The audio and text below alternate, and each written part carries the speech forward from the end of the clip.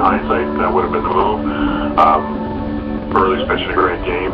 Sometimes in pitching you win 7-6 and you give up 6 earned. So the other thing happens as well. But yeah, my guess would be that it's just the clubhouse dynamics that are getting balancing some stuff when he thinks about yanking Jose Reyes and a lot into his game. Do you think we'll see that?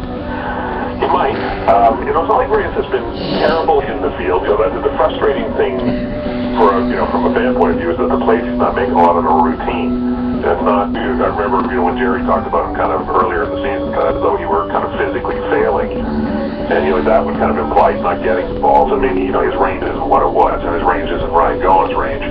But it's the frustrating stuff is not physical stuff. It's that he's made terrible throws on routine plays. The ball last night through the wickets, in the relay, which was again a pretty straightforward. He should have made that play on the cutoff man and made a terrible 3-off throw.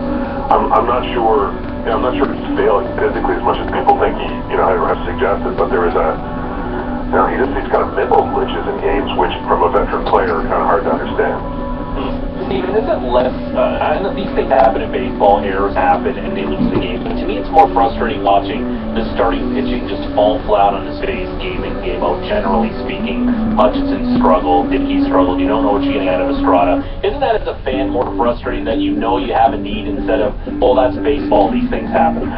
Well, I think, in real terms, like what happened last night is, it's baseball, these things happen, There's a million cases of great pitching duels where a bad hop or something cost a guy a game, or a bad play cost a guy a game, or one mistake cost a guy a game. And over the long haul of a baseball season, everybody understands. It feels boring after, but you go back and play tonight, and that's the way it is. Bad starting pitching or mediocre starting pitching. Take mediocre. Yeah, everybody understands, not just the fans, but the guys in the clubhouse understand that you can't win. It's almost impossible to overcome that with offense or defense or a great bullpen or whatever. It's really hard to compensate. But I think everybody sees the same thing. Alex Offler sees the same thing. So I know everybody would like the trigger to be pulled right now, but again, if you look around baseball, there are inoculums being made right now because there's a lot of everybody's jockeying and playing for advantage. Some teams haven't given up yet. Everybody understands what the needs are with this team right now, and I think we've kind of shifted from the bullpen temporarily, at least with Osuna in the closer's role, and with Sanchez coming back at some point. I think everybody's talking starter right now, and I assume the Blue Jays are talking starter. Stephen, we know this team is in the thick of a division race, just 2.5 games back, but if this team limps into the All-Star break, how many games does this team have to be back before they would turn into a seller? Would that even be possible? It's impossible. Look around. They're not going to be a seller. They're not going to be a seller this year. They will be somewhere within range. They're 2.5 games out right now. There's a lot of teams in the same position. Look at the Detroit Tigers right now with that, in terms of name value, that glittering rotation they have, who have essentially the same record as the Jays and are, much farther back of the Royals in that division. There's a lot of this going to San Francisco, 500 team right now. There are a lot of teams that are just kind of in this position where they're going to be better or they should be better, but are sputtering at this stage. So there is no scenario under which this Toronto Blue Jays team sells this year. They're going to take their shot. The question is going to be, and it's a very difficult one, depending on the market develops, what are you willing to give? How much of the future are you willing to give up for the potential future? Because you never know if prospects are going to fully pan out in order to take a shot to win this year. I would say a fair bid. That would be my answer because of where they are right now. Stephen Rundises from Sportsnet. Appreciate you doing this. AL East, just talking about the parity. I don't know if I've ever seen it. I mean, you're looking at the Jays here. The Red Sox aren't out of it. They're 6 back. Jays are 2.5 back. Rays are 2 back. Orioles are 1.5 back. I mean, everybody's within striking distance. Because of that now, the parity, and of course the extra wild card, it's, and you understand the position Alex is in. I think everybody's got to give him a bit of a break because with that parity and the extra wild card, people not thinking that they're completely out of it, no matter really what the record is, unless it's terrible at this point. It's that much harder to go out and get starting pitching.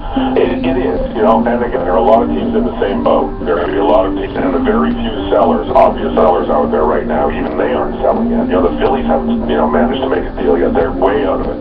Milwaukee, San Diego, the teams back and say these guys aren't going to be in it this year. The fire sales haven't begun yet. Well, can I ask you a question about that, too? Yeah. It boggles my mind that Philly hasn't been able to do anything, because they're short of peddling and short of putting ads on Kijiji. They've said everybody's available. Yeah, although there's some bad contracts there. There's some guys with no trade deals like Hamilton that, you're not sure where you can move them if he limits the marketplace. You have, perhaps a kind of an eccentric general manager there. I think they've just changed. They're about to make the transition in the front office of the president's position. There's a lot of uncertainty in Philadelphia right now. I think it's a bit of a dysfunctional organization trying to become a functional organization, so that may have something to do with it. But they're going to have to. They're going to try and move some of that horrible dead money they have, as well as some of the assets they have. But again, it's. If you're playing it from the other side, and Jonathan Papelbon's available, for instance, what are you willing to give? If you're the Phillies, maybe you're sitting in the weeds thinking, look, we're out of this season's over with anyway. It doesn't matter if we do it now or 2 weeks from now.